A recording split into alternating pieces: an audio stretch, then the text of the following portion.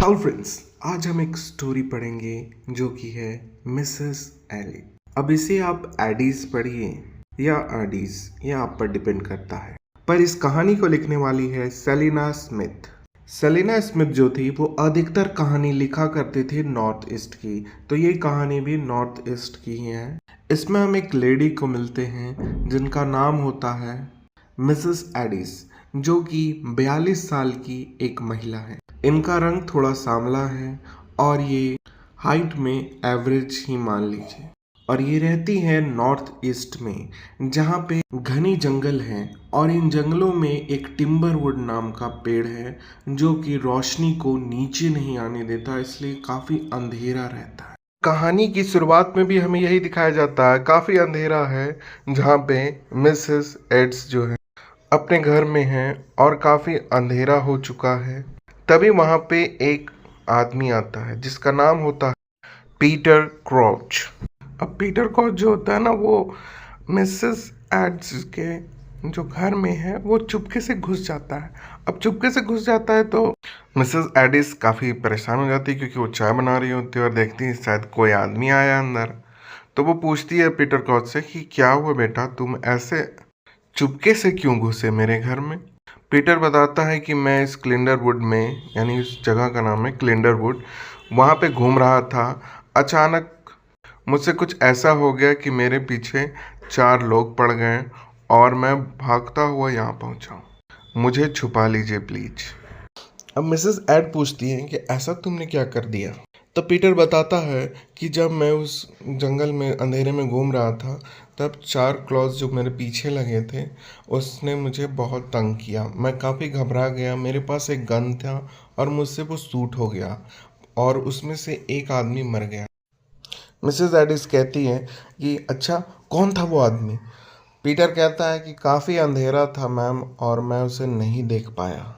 Mrs Aedes कहती हैं कि ठीक है, मैं जानती हूँ कि तुम नहीं देख पाए उसे, तो यहाँ से निकल जाओ, मैं यहाँ तुम्हारी कोई मदद नहीं कर सकती। फिर पीटर बताता है कि मैं टॉम का दोस्त हूँ।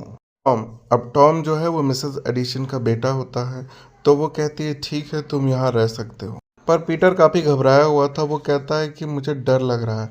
मिसेस एडिस कहती है कि ठीक है, इधर आओ। वो उसे साइड के कॉटेज में ले जाती है और बोलती है चुपचाप यहाँ बैठे रहो, कोई भी यहाँ तुम्हें देखने को नहीं आएगा। इसके बाद मिसेस एडिस जो होती है वो अपना खाना बनाने लगती है, अपना किचन चली जाती है वापस से।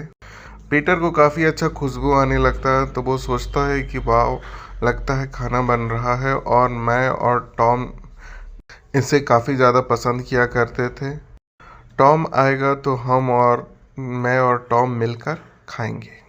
तभी मिसेस एडिस कहती हैं कि ये ख्याल मत लाना कि ये खाना तुम्हारे लिए है, तुम यहाँ से जा सकते हो।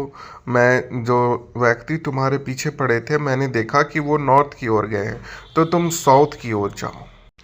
तब पीटर कहता है कि मैं टॉम से मिलना चाहता हूँ। तो मिसेस एडिस बताती है कि टॉम यहाँ है ही नहीं, तो वो तो यहाँ तुमसे मिलने आने वाला नहीं है। अब पीटर जो होता है ये सुनकर कहता है ठीक है, तो मैं चल जाता हूँ।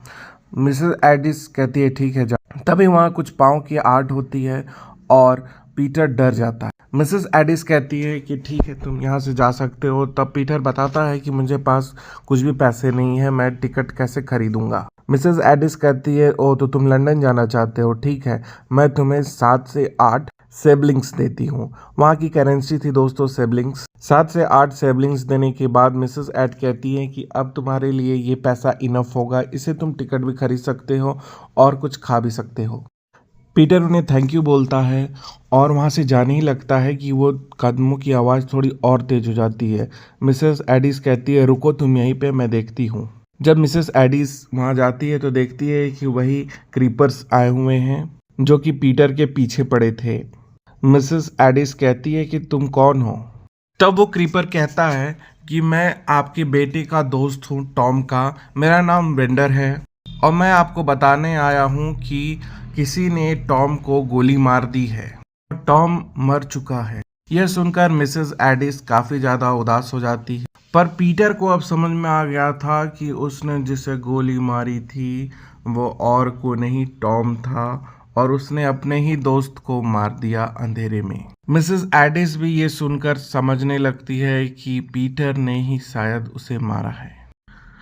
पीटर यह सुनकर काफी ज्यादा गिल्ट में चला जाता है कि उसने अपने ही दोस्त को मार दिया, और उसे मिसेस एडिस का डर भी था कि अब वो आएंगी और पूछेंगी तो मैं क्या करूंगा।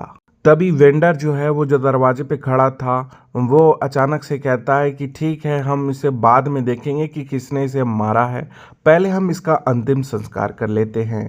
वेंडर देखता है कि मिसेस एडिस अकेली है तो वो कहता है कि मिसेस क्लेम को बुला लीजिए, आपकी दोस्त जो कि आपकी मदद करेंगी। टॉम का अंतिम संस्कार करते हैं। मिसेस एडिस कहती है ठीक है, मैं मिसेस क्लेम को बुलाने जाती हूँ, और इधर वेंडर भी कुछ लोगों को बुलाने लगता है, अपने क्रीपर्स दोस्तों को। तभी मिसेस एडिस पीटर के पास जाती है। पीटर काफ़ी ज़्यादा घबराया हुआ होता है और रोने लगता है और कहता है कि मैंने अपने ही दोस्त को मार दिया, अंधेरे पे मुझे दिखा ही नहीं कि वो क्रीपर्स और कोई नहीं, मेरा दोस्त टॉम था। आप मुझे जो भी सज़ा देना चाहते हैं दे सकते हैं। पर मिसेस एडिस जो होती है वो एक वर्ड में कहती है कि तुम यहाँ से भाग जाओ। ये सुनकर पीटर काफ़ी ज़्यादा आश्चर्य में आ जाता है कि ये क्या कहा आपने।